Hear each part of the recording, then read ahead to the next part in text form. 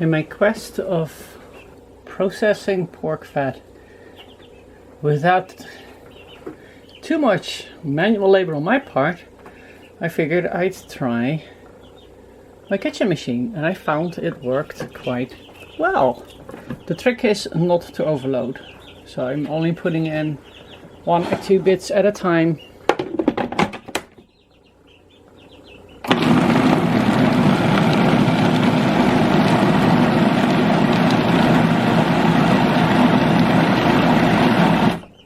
And another is to not go too far. You don't want to be ended with slush. You want to be ended with like coleslaw. So that looks really good. But you still want to be able to filter it with the cheesecloth. It's different with tallow. Tallow needs to be boiled, so you add water to make more. Lard actually needs to be fried. As low as you can. You don't want to have it get crispy, but a high enough temperature so it dissolves, a low enough temperature so you're not crisping. And I'm finding the best way to do that is not by adding water, but by adding more lard. So I just added a whole bunch of lard from the leftovers from the previous batch, and it'll melt in, and it'll really help suspend the other lard so it can freely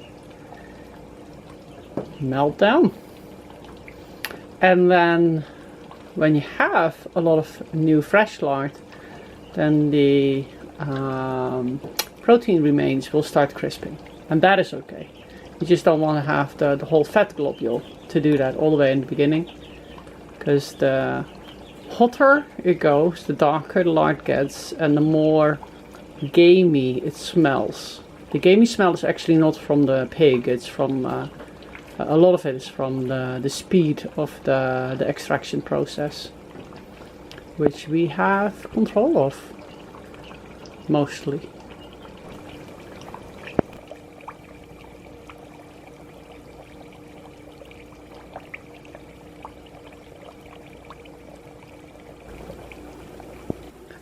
We're getting close to taking off the first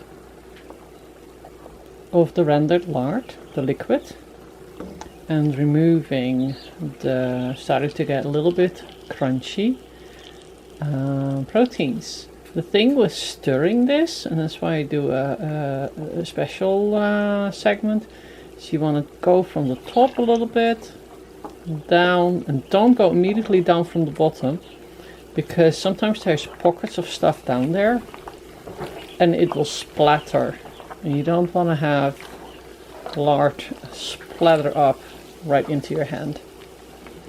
So be a little bit careful and gentle about it. And you've got to have it at a gentle rolling boil. Fry. If it starts to look frantic, your heat is up too high. I'm only in between a 2 and a 4 on my gas stove. So this is a slow, gentle fry. I had already stirred this one.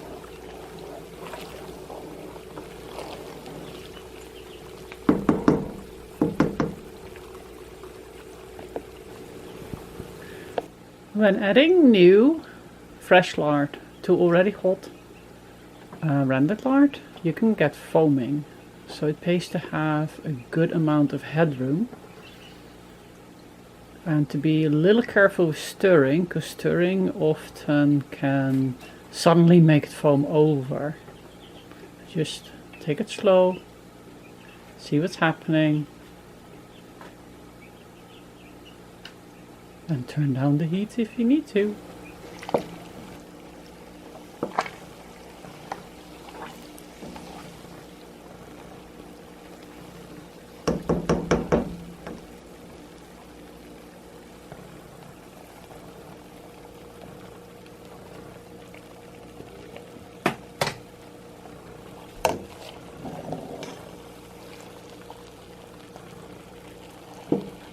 You can really see the difference between the rendering of the big chunks and the small chunks. The big chunks I would normally put the stick blender in around this time, make it all much smaller. But I also found I get more residue when I'm filtering it, because there's a lot more tiny particles. And it looks like the rendering of the kitchen machine is still fairly big. That'll be easy to filter out. I mean, I can just scoop it out. So.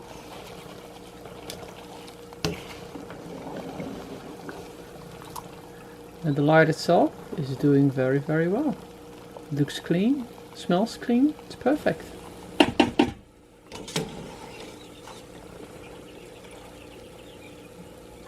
I take as much of the solids out as I can, because anything that stays in there will get darker and darker, and at one point it will start to flavor the lard. I really want to prevent that. The whole point is to have a very light scented and flavored lard.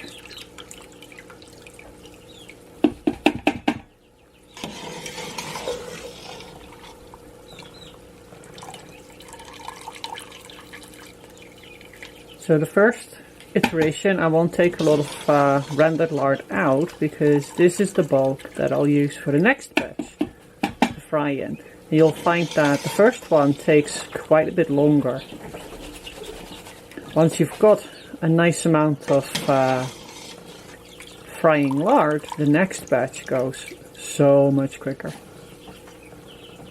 Which is also why I tend to already start with a little bit of lard.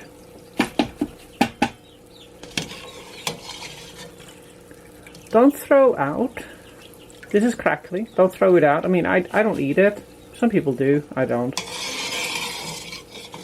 I prefer to get my fat from chocolate. But what it does make is very good animal feed. So if you have chickens or know anyone with chickens, especially in the beginning of winter, this is awesome to feed to the chicks. Get them some extra fat.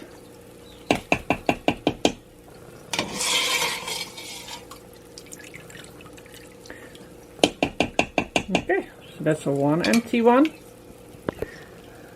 I will hang this up, and once it gets a little cooler, I will use a potato masher to see if I can squeeze the last bit out.